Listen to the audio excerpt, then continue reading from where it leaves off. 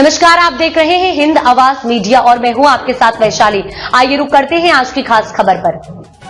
महाराष्ट्र कांग्रेस अध्यक्ष का बीजेपी पर विवादित बयान, किरीट सोमैया का बड़ा पलटवार। मुंबई महाराष्ट्र कांग्रेस का प्रदेश अध्यक्ष नाना पटोले ने बीजेपी के खिलाफ एक विवादित बयान दिया है, जिसने राजनीतिक हलकों में हलचल मचा दी है। पटोले ने एक सार्वजनिक सभा में बीजेपी को लेकर अभद्र भाषा का इस्तेमाल किया, जिस पर बीजेपी ने तीखी प्रतिक्रिया दी है। ये घटना अकोला जिले में एक सार्वजनिक बैठक के दौरान हुई, जहां नाना पटोले ने कहा, अब समय आ गया है कि बीजेपी को कुत्ता बना दिया जाए।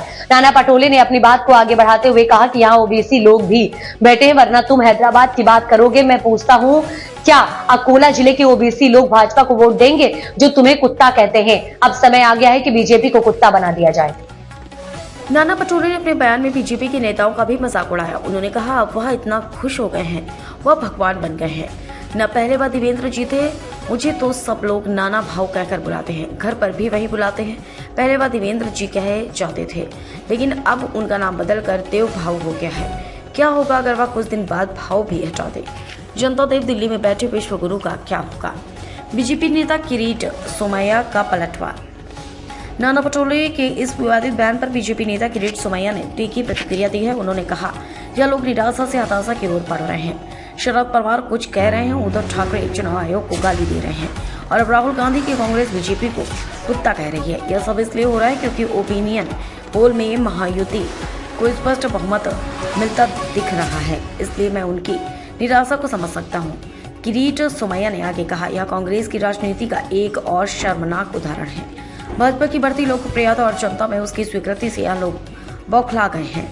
ऐसे बयान दिखाते हैं कि विपक्ष के पास अब जनता के बीच जाने और सच्चाई से मुकाबला करने का कोई मुद्दा नहीं बचा है।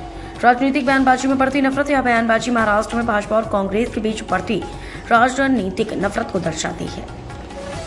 कांग्रेस के लिए चुनौती। कांग्रेस की ओर से यह बयान आते ही राज्य के राजनीतिक माहौल में हलचल मच गई है।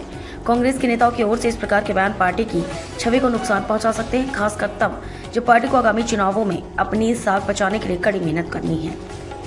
नाना पटोले का विवादित बयान और भाजपा नेता किरीट सोमैया का कड़ा पलटवार महाराष्ट्र की राजनीति में एक नए विवाद का कारण बन गए हैं। राजनीतिक माहौल में इस तरह के बयान केवल बयानबाजी तक ही सीमित नहीं रहते, बल्कि वे चुनावी रणनीतियों और चुनावी परिणामों पर भी असर डाल सकते हैं। अब तक के लिए इतना ही। वीडियो को लाइक और शेयर करें और चैनल को सब्सक्राइब करें।